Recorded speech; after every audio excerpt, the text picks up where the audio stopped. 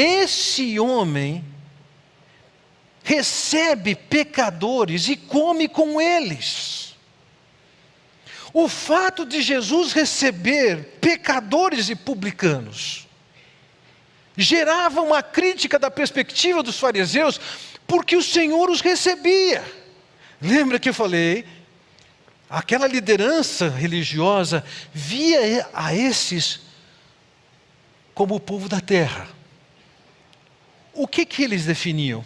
Primeiro, para esse povo não se pode confiar dinheiro. Segundo, não se pode usá-los como testemunha num tribunal. Terceiro, você não pode contar um segredo a eles. Quarto, você não pode entregar a eles a guarda de uma criança, de um órfão. Eles não podiam ser responsáveis por um fundo para assistir pessoas necessitadas. Eles não podiam ser acompanhados ou acompanharem alguém desse povo da terra.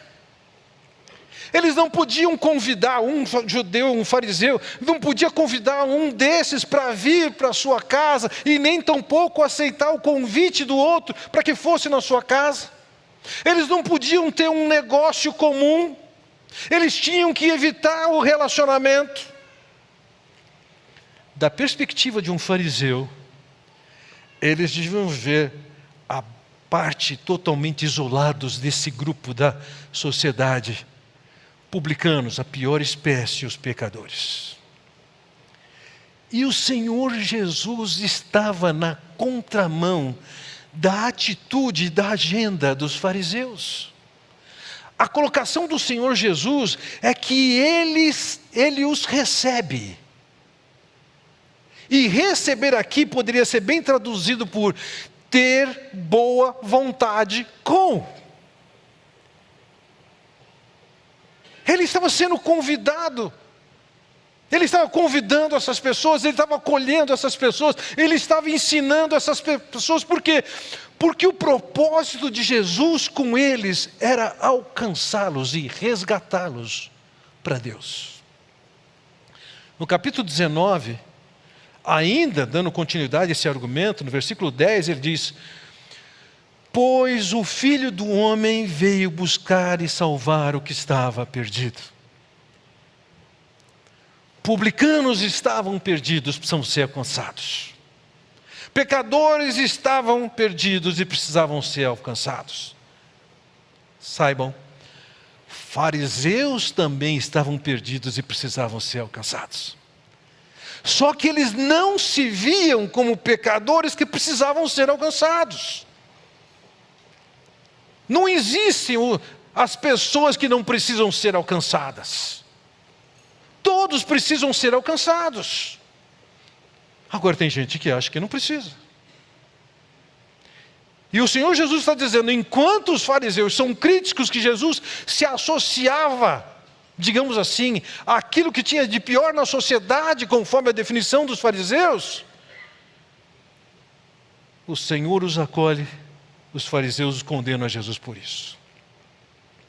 Por conta disso, por causa das críticas que o Senhor Jesus recebia dos fariseus, ele dá uma resposta à altura.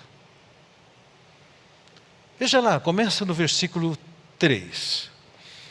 Então Jesus lhes contou esta parábola, e na verdade são 3 parábolas aqui.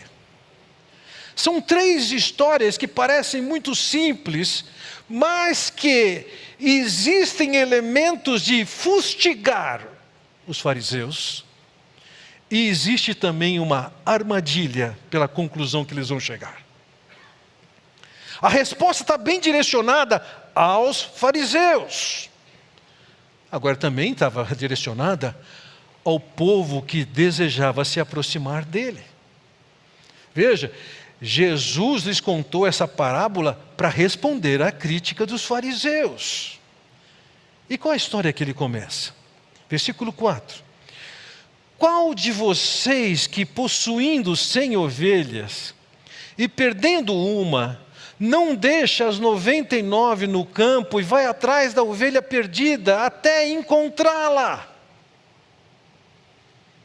A primeira figura que ele vai empregar, a primeira parábola que ele vai empregar é a parábola de uma ovelha perdida. E veja, a linguagem, a figura é do cotidiano daquele povo que agia na área rural e cuidando de animais. Grande parte dos líderes de Israel foi pastor.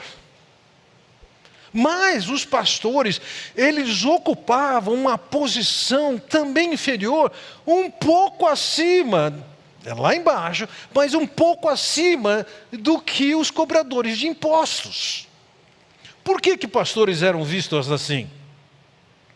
Primeiro, eles não tinham nenhuma formação religiosa que fosse respeitada pelas elites religiosas que estavam nos grandes centros urbanos.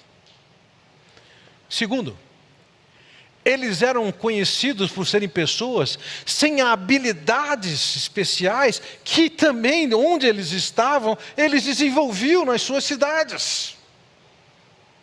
Terceiro, pastores eram vistos como desonestos. E pasmem, até hoje isso é assim. Eles não eram confiáveis. Eles eram repulsivos. Eles não podiam testemunhar numa corte. E pelo fato de que a sua atividade contemplava 7 dias na semana, 24 horas, significava que ele não conseguia cumprir com as exigências religiosas, por exemplo, que tinham que acontecer num sábado. Então, para um fariseu, um pastor de ovelhas era sempre imundo em termos religiosos, em termos de celebração. Eles estavam sem condições, estavam lá embaixo na escala social, um pouco acima dos cobradores de impostos. Quando o Senhor Jesus Cristo então diz para eles: qual de vocês que possuindo 100 ovelhas, podem ter certeza, os fariseus entenderam isso aqui como um insulto. Porque um fariseu jamais estaria lá embaixo na escala social, simplesmente como um pastor. Mas o Senhor os cutuca. Qual de vocês que possuindo 100 ovelhas? Vamos entender um pouquinho do que é ter um rebanho de ovelhas. Naqueles dias, um rebanho médio tinha 200 ovelhas. Um grande rebanho tinha 300 ovelhas. 100 ovelhas era um rebanho pequeno. E era comum para 100 ovelhas, 3 pastores irem ao campo para cuidar desse grupo de ovelhas. E nesse caso, uma ovelha se perde. Isso se torna necessário, porque custa caro isso, que se vá atrás daquela ovelha perdida. Ele vai deixar aquelas suas 99 ovelhas, sob os cuidados de 1 ou 2 pastores, e ele vai atrás da outra ovelha, porque ou ela está perdida, ou ela foi roubada, ou ela foi vítima de um animal. E se fosse vítima de um animal, ele tinha que provar, evidenciar que aquele animal tinha sido vítima. Mas seu propósito principal, porque vale dinheiro, e os fariseus entendiam a linguagem de dinheiro, eles eram gananciosos. Ele vai em busca da sua ovelha, descobre que ela é, e se ela está viva ainda, diz que ele pega aquela ovelha, a coloca nos seus ombros e volta com ela. Uma ovelha pode pesar até 45 quilos. E ele traz ela de volta. Versículo 6 então diz: e vai para casa. Ao chegar, reúne seus amigos e vizinhos e diz: alegrem-se comigo, pois encontrei minha ovelha perdida. Ele sabia que se não achasse a ovelha, era uma perda financeira substancial, que não era razoável, não era adequado. E pensando no dinheiro que podia se perder ou perder uma ovelha, um fariseu entendia a mensagem. Mas aquele homem, quando encontra a sua ovelha e traz de volta, ele sabe que ele tem um motivo de alegria. E ele sabe que inclusive outras pessoas, não um fariseu, iam se alegrar com isso. E ele celebra o fato de que recuperaram a ovelha. Então o Senhor diz no versículo 7, eu lhes digo que da mesma forma, haverá mais alegria no céu por um pecador que se arrepende, do que por 99 justos que não precisam arrepender-se. Dentro dos 99 justos que precisam arrepender-se, estavam que os fariseus, mas não é que eles fossem justos, é que eles se viam como justos. E o que o Senhor Jesus está dizendo é o seguinte: no céu tem uma alegria quando um pecador se arrepende.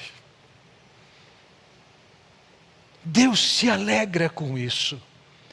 Quando alguém reconhece que está longe de Deus, separado de Deus, impedido de chegar a Deus, mas pela provisão e pelo plano do próprio Pai, realizado pelo Senhor Jesus Cristo, quando Ele vai para aquela cruz e morre e paga ali os nossos pecados, Ele está dizendo, vem, você tem acesso a Deus, vem, você pode ser filho de Deus. Jesus está dizendo, é grande alegria para Deus. Vocês estão me criticando porque eu estou recebendo pecadores e publicanos? É esse o meu propósito. É alcançar pecadores e publicanos. E por mais que vocês se entristeçam com estes, ou se entristeçam com o fato de que eu estou buscando pecadores, essa é a minha alegria, esse é o meu propósito, essa é a alegria que tem nos céus, quando alguém se arrepende, quando alguém entende o Evangelho, a mensagem do Senhor Jesus Cristo, confia no Senhor, se volta para Deus. Todos eles precisavam de arrependimento, mas aquela religiosidade de superfície, era um verniz de moralidade, só os fazia ser hipócritas, mas que eram incapazes de ter compaixão por quem quer que fosse. Lembremos, em João capítulo 10, versículo 11, ele diz, eu sou o bom pastor dá a sua vida pelas ovelhas. Essa é a característica do Senhor. Ele veio buscar o que estava perdido. O rebanho todo estava disperso. E Ele vem para morrer por nós, para nos resgatar, fazer parte do povo e da família de Deus. O que para um fariseu era uma tristeza e motivo de crítica, para o Senhor Jesus Cristo era o seu propósito e um motivo de alegria.